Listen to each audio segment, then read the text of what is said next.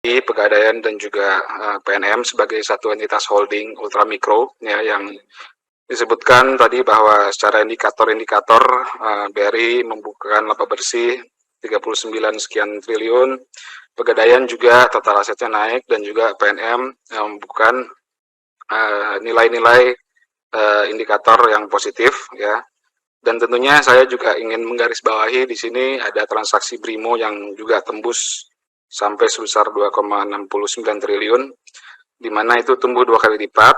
Dan juga yang lebih penting lagi secara real bahwa user Brimo ini juga melesat 68,46% ya di tahun 2022 kuartal ketiga ini. Saya juga di sini membaca di halaman 11 bahwa di sini ada colocation yang bertambah ya, sebesar 1000 colocation, dan juga yang paling penting yang dimana tujuannya dibentuknya holding ini, salah satunya yang sering banyak ditanyakan oleh teman-teman di Komisi 6 ini, yaitu mengenai biaya cost of fund ya, bagaimana ini holding ultramikro ini bisa menurunkan cost of fund-nya sehingga nanti berdampak secara positif terhadap para nasabah-nasabah yang dimana itu mereka bisa mendapatkan bunga yang rendah. Dan di halaman 15 ini saya membaca bahwa ini ada penurunan biaya cost of fund sebesar 1,5% untuk Pegadaian dan juga 1% untuk PNM. Nah, ini merupakan sebetulnya salah satu keinginan kita di Komisi 6 yang sering disuarakan oleh teman-teman di Komisi 6. Salah satu poin utama ini yang harus bisa dicapai. Namun begitu ada pertanyaan, salah satunya mengenai colocation ini, Pak. Saya ini ingin tahu sebetulnya colocation ini ya, dan juga colocation ini yang dimana itu kantor bersama ya Pak Narso, Pak Catur. Kantor bersama, namun juga di situ masih ada kantor-kantor cabang BRI yang berdiri sendiri gitu ya kan. Nah, ini fungsinya yang kantor cabang masing-masing ini, baik itu BRI, Pegadaian, itu fungsinya untuk apa? Dan yang colocation ini yang berdiri bersama ini untuk apa sebetulnya? Kalau ada dua seperti itu kan mungkin apakah itu tidak kurang efektif apa seperti apa? Mungkin bisa dijelaskan juga ini, Pak. Lalu kemudian untuk Pak Arief, di sini saya ingin secara spesifik mengapresiasi kinerja dari PNM ya, yang sebelumnya mungkin disinggung oleh teman-teman bagaimana sebetulnya secara langsung PNM ini bisa membantu masyarakat melalui program ulam ataupun mekarnya. Saya sebetulnya Pak di Kabupaten Tasikmalaya, karena saya dapil dari Tasikmalaya, mungkin Pak Agus atau Pak Catur familiar dengan Tasikmalaya ya.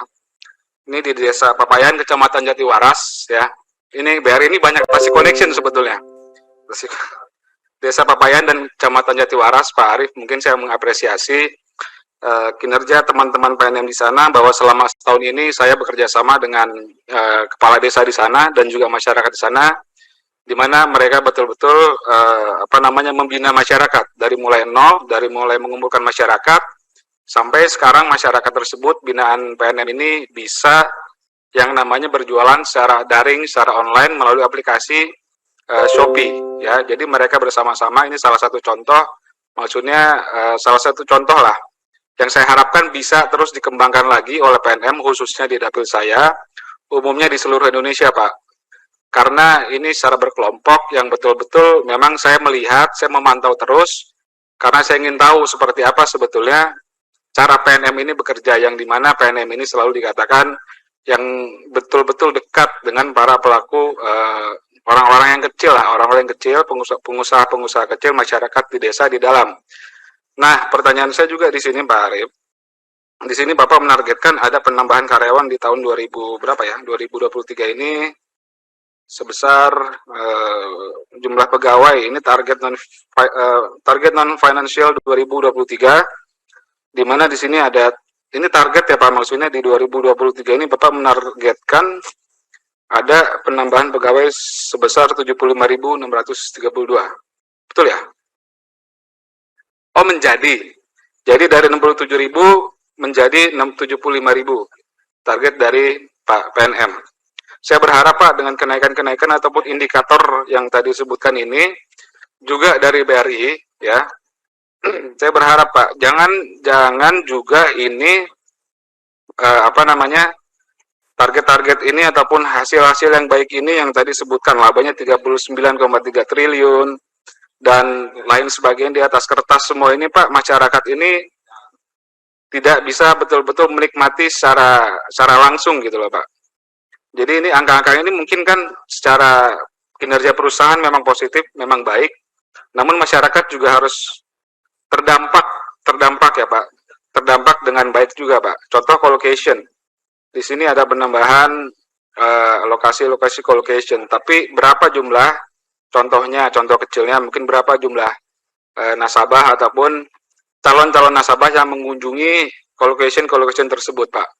Jadi jangan sampai dulu kalau di Tasik itu 2 tahun yang lalu itu ada RKB, Rumah Kreatif BUMN, yang dimana itu dikelola oleh BRI juga, yang sekarang tentunya sudah pindah ke bergabung dengan kantor cabangnya yang kalau dulu Pak itu di Gembok.